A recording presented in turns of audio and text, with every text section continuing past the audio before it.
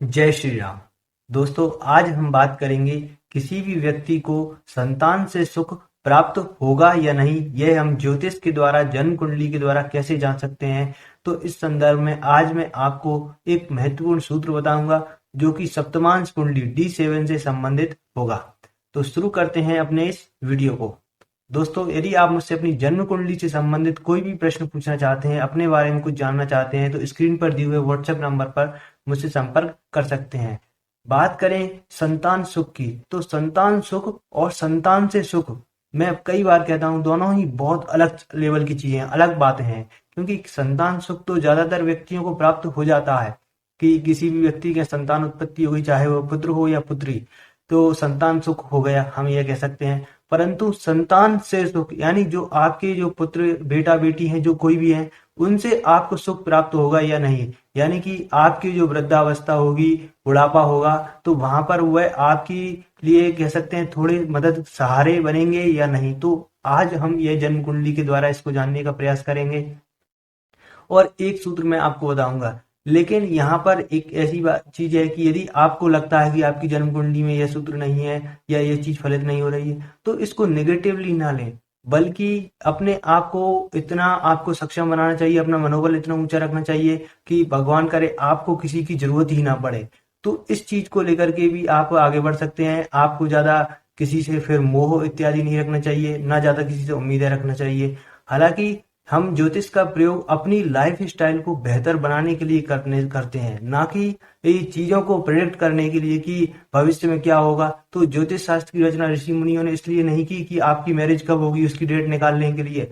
उन्होंने ज्योतिष शास्त्र बनाया है हमारे जीवन को बेहतर करने के लिए, हमारे निर्णयों को बेहतर करने के लिए, हमारी सोच को बेहतर करने के लिए, हमारी जीवन विचारधारा को बेहतर करने के लिए। और कहीं ना कहीं इन सब का एक ही उद्देश्य है, घूम फिर करके, कि भगवान की प्राप्ति यानी धर्म, जो भी मोक्ष की प्राप्ति है, उसकी ओर कैसे बढ़ा जाए और कैसे व्यक्ति को सही मार्ग दिखाया जाए।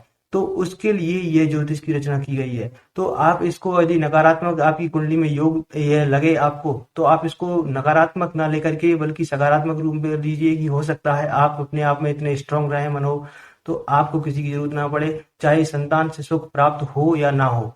तो इस तरह भी आप इस चीजों को ले सकते हैं। अब बात करते हैं जनरल ज्योतिष में, जब भी हम बात करते हैं संतान की, तो कुंडली का जो भी मोटा माटी ज्योतिष जानता है वो व्यक्ति पांचवें भाव की बोलेगा, पांचवें भाव के स्वामी की बोल देगा, और बृहस्पति के कारक है संतान का। तो हम इन चीजों को देख करके एक जनरल अंदाजा लगा लेंगे। परंतु यदि हमें गहराई में अध्ययन करना है कि किसी भी व्यक्ति को संतान से सुख प्राप्त होगा या नहीं, तो हमें इसके लिए पराशर ऋषि द्वारा बनाई हुई सप्तमांश कुंडली पर जाना होगा। D7 चार्ट, जिसको वर्ग कुंडली कहते हैं, वहां जाना होगा। अब कई लोगों के मन में कंफ्यूजन होता है, कंफ्यूज रहते हैं कि यह संतान का चार्ट है, यानी कि आपके बच्चों का चार्ट है। बच्चों का चार्ट नहीं है यह, आपकी बच्चों का चार्ट नहीं है यह, बल्कि आपके जो लग्न कुंडली है उससे यह उत्पन्न हुआ है। यानी आपके प्रति आपके बच्चों का व्यवहार कैसा रहने वाला है, उनकी आपके जीवन में संतान का सुख कैसा रहेगा, आपके यहाँ संतान होगी या नहीं होगी। तो इन सब चीजों का यह चार्ट है, ना कि आपके बच्चे का पर्टिकुलर चार्ट है। हालांकि पराशर जी ने बताया है कि सप्तमांश कुंडली से हम पौत्र तक देख सकते हैं, यानी कि आपके नाती और नतिनी उन तक के बारे में भी विचार हम सप्तमांश के द्वारा कर सकते हैं। परंतु फिलहाल के लिए आप इतना समझिए कि ये सप्तमांश कुंडली आपका ही कुंडली है, और आपके जीवन में संतान से संबंधित चीज प्रश्नों के उत्तर देने के लिए ये कुंडली बनाई गई है। और इसी प्रकार नवमांश की बात करते हैं, तो नवमांश आपके पति अथवा पत्नी का चार्ट नहीं होता है। नवमांश कुंडली आपके वैवाहिक जीवन का चार्ट होता है। आपको वैवाहिक सुख प्राप्त होगा या नहीं, आपका मैरिटल लाइफ कैसी रहने वाली होगी, तो उसका उत्तर हमें नवमांश से मिलता है। ठीक इसी प्रकार सप्तमांश कुंडली है। तो सप्तमांश कुंडली में करिए, वहां पर भी उन चीजों की स्थिति है कि पांचवा भाव स्वामी और गुरु, बृहस्पति की कुंडली लग्न में यदि अच्छी मिली है आपको, फिर आप आ जाइए सप्तमांश कुंडली पर। सप्तमांश कुंडली में यदि चौथे भाव पर आप दृष्टि देखिए, चौथे भाव पर आप नगा गड़ाइए कि आप चौथे भाव की स्थिति कैसी है, चौथे भाव का स्वामी किस प्रकार की स्थिति में है, चौथे भाव पर किस तरह के ग्रहों का प्रभाव है, यानी कि दृष्टि के द्वारा या युति के द्वारा, या चौथे भाव का स्वामी किस भाव में गया है।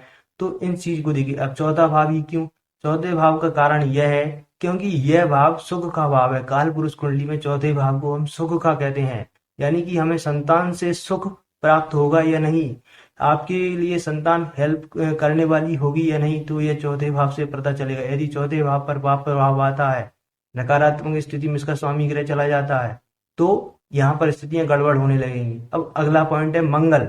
मंगल एक स्थायित्व का ग्रह है।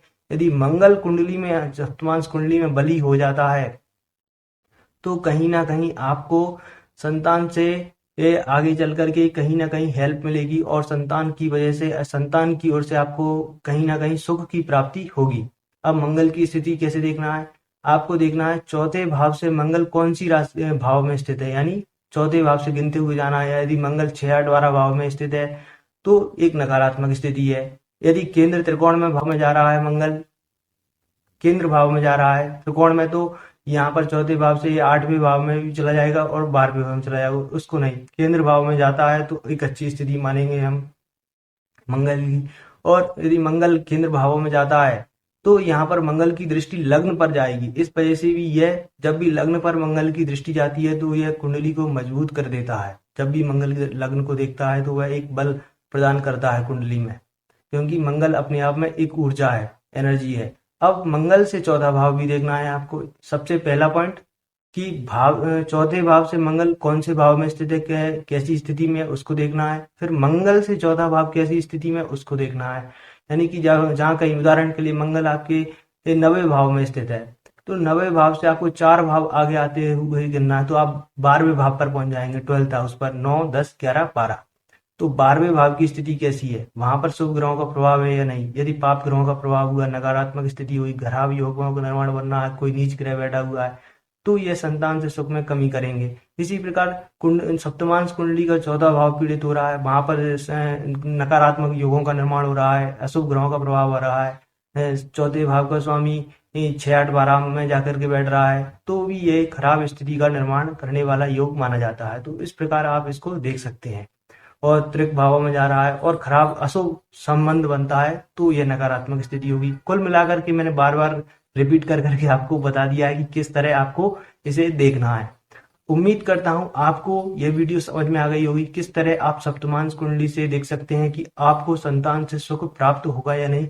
बहुत छोटा सा सूत्र था और मुझे लगता है बिल्कुल आसानी से आप इसको समझ गए होंगे कि किस तरह इसको लगाना है।